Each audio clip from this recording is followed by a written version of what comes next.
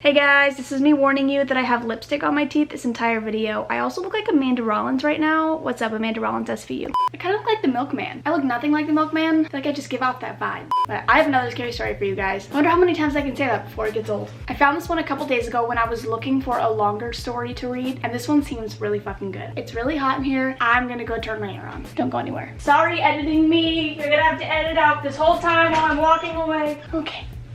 My house is literally at -2 degrees, but for some reason my room is really fucking hot. It might be me wearing a flannel and sweatpants, but I wanted to update you guys really quickly though. This video is not going up for like 2 weeks from when I'm recording it, so it's kind of a delayed message, but I finally approved my merch design. They're gonna send me a sample of the shirt, and then I am going to release the shirt, and I'm so fucking excited to release merch. Like, this is like, I'm so excited for you guys to see it, and I'm so excited for you guys to buy it and to wear it, and for me to see you guys wearing it, and for like our little team to have like a little team jersey. I can't even form a sentence. I'm so excited. But anyways, let's get into the story, because this is not a ramble or an update video. This is a scary story, so let's get into the scary story. So this story is called Murder in Apartment 308. After a year of living in different states for our separate jobs after college, I was finally able to move back in with my longtime boyfriend. I had found a job near his new apartment and had a total of 3 days to move my things from a suburban town in southern Massachusetts to a town just outside of Portsmouth, New Hampshire.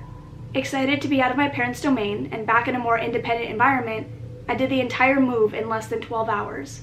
Thinking I would be busy moving and putting my final touches on our new shared living space, my boyfriend had scheduled himself to work over the next 3 days. At the time, he worked 4 days a week until midnight, leaving me on my own for most of the night.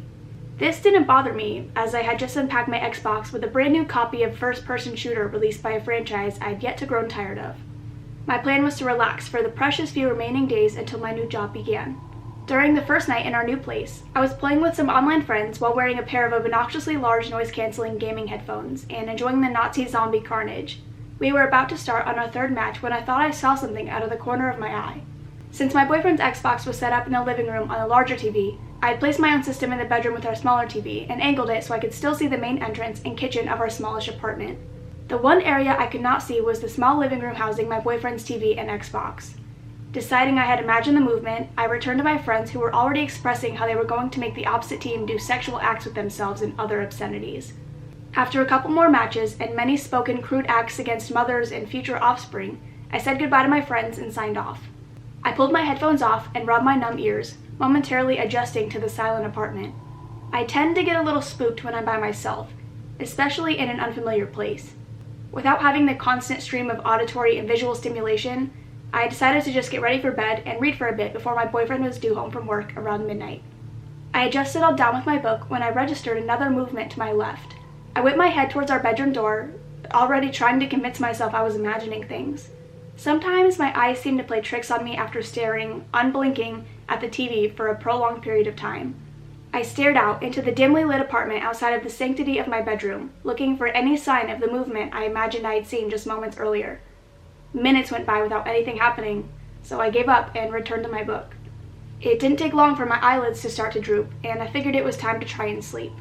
My boyfriend had texted me a few minutes earlier to let me know he was going to be a little bit later than he thought, and asked if I was doing alright in the new place. I told him I was fine, but I was ready for him to come home.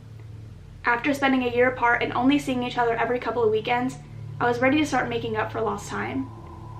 After he replied with a similar desire, I set my phone and book down on the nightstand next to me, smiled to myself, and reached to turn off the light. I had barely settled my head against the pillow when I heard a coughing sound coming from the main room of the apartment. I froze, and my stomach clenched in terror.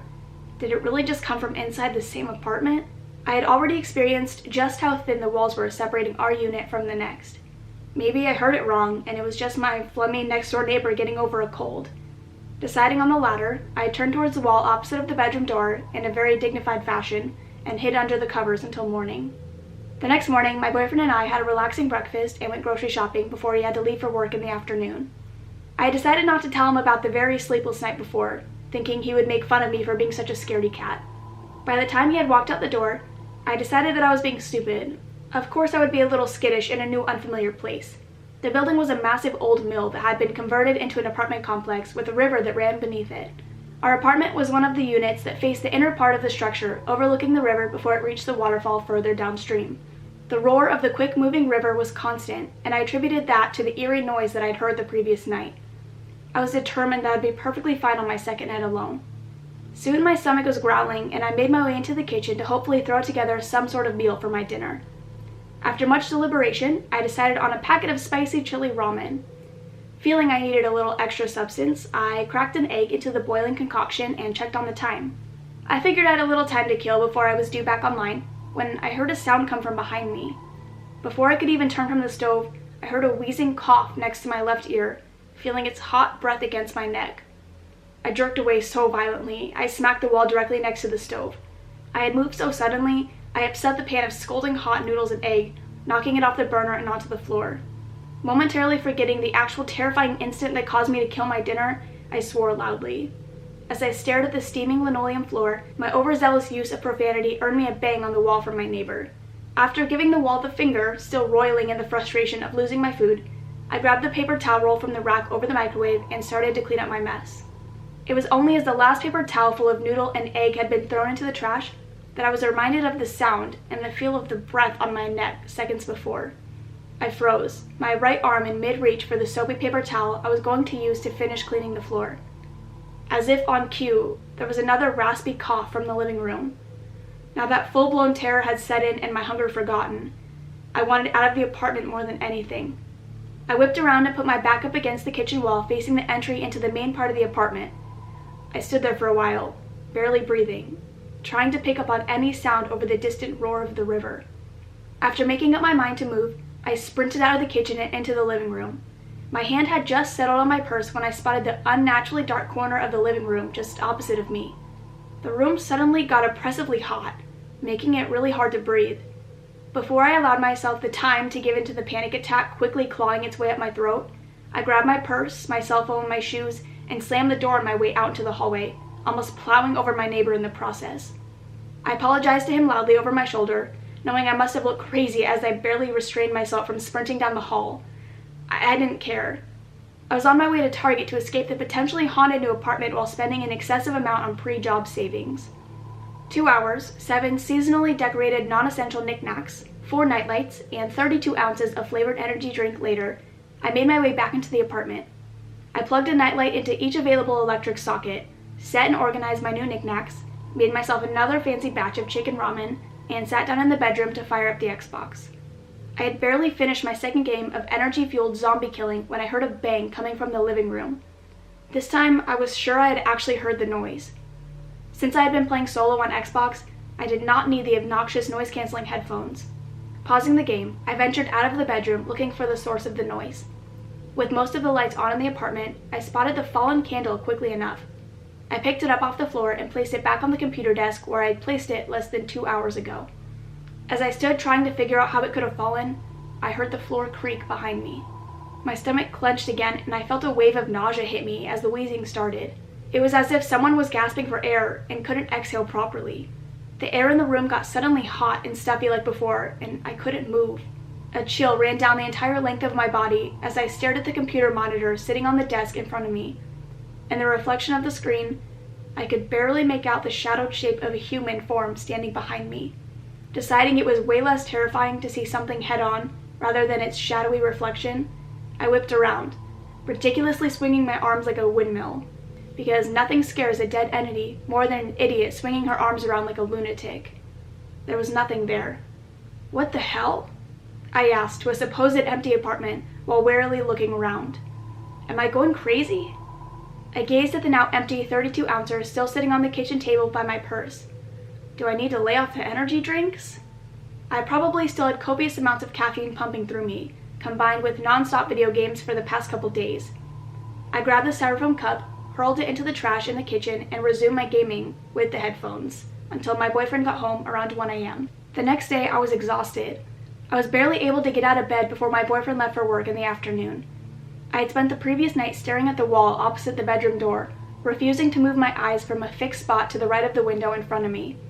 If I wavered, even just a little, I could glimpse the shadowy figure standing at the foot of the bed through the reflection of my TV. The nightlight that I'd plugged in by my bedroom door casted an eerie glow throughout the room, enabling me to see the figure. My muscles ached, and my eyes hurt from staring the whole night.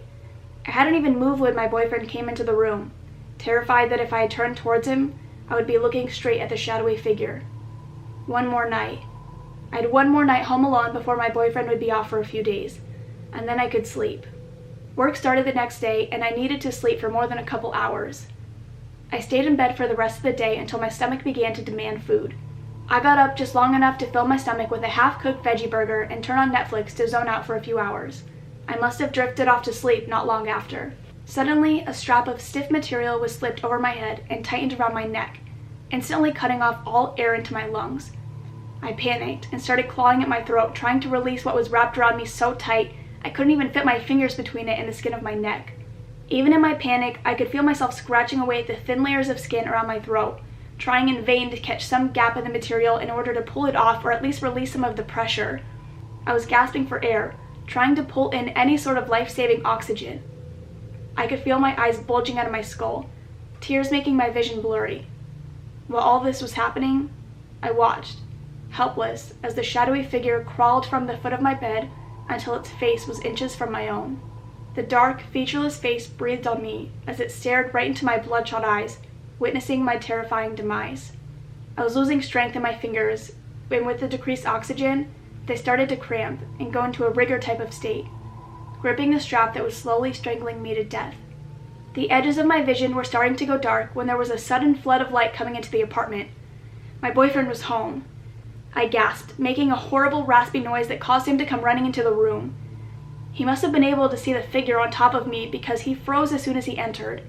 For reasons I can't fathom today, whatever had wrapped itself around my neck suddenly released itself from me.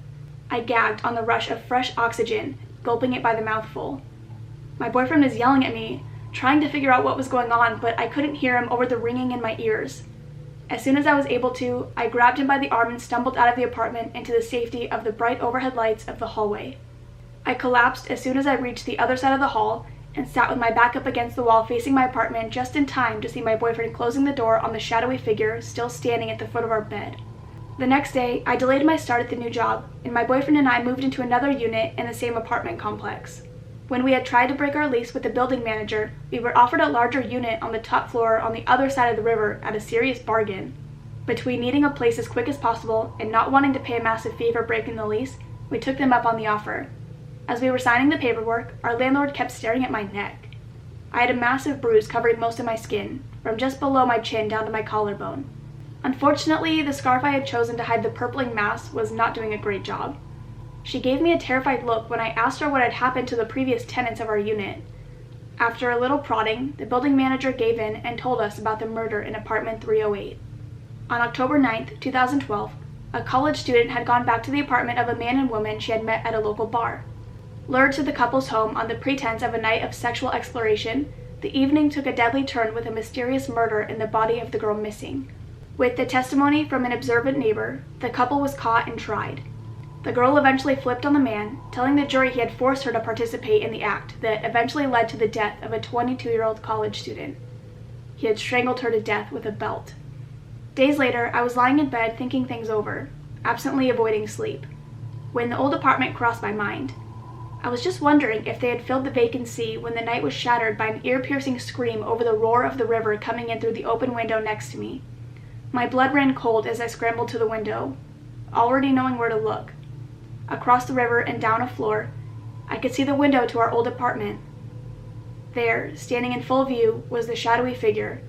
Its head was tilted up towards my window, its expressionless face staring directly at me. I watched in horror. I could see its mouth open impossibly wide and let out the exact same scream. I shook as my stomach made its way into my throat, making it difficult to breathe. I gingerly touched my still horrifically bruised throat as I stared across at the creature. Not only did this figure know where I was, but it was screaming, something I had not heard it do before. But that scream made goosebumps ripple across my skin, chilling me to the bone. It wasn't just any scream, it was mine. And that is the end of that story. For some reason, I thought it was going to be a lot longer, so I apologize. But I hope you guys enjoyed it anyways. If you have any stories that you guys want me to read, go ahead and send them to me. I always have my social media link down below. I need to go get myself some Diet Coke because my throat is killing me. And I will see you guys in the next one. Bye. I stared out into the dimly lit apartment. Siri, it's been so long since you've interrupted one of my stories, my friend. I'm gonna join a farm. Can I join a farm or do you own a farm? just feel like a farming milkman today. I don't know why. This looks scary. Okay. Yeah, see ya.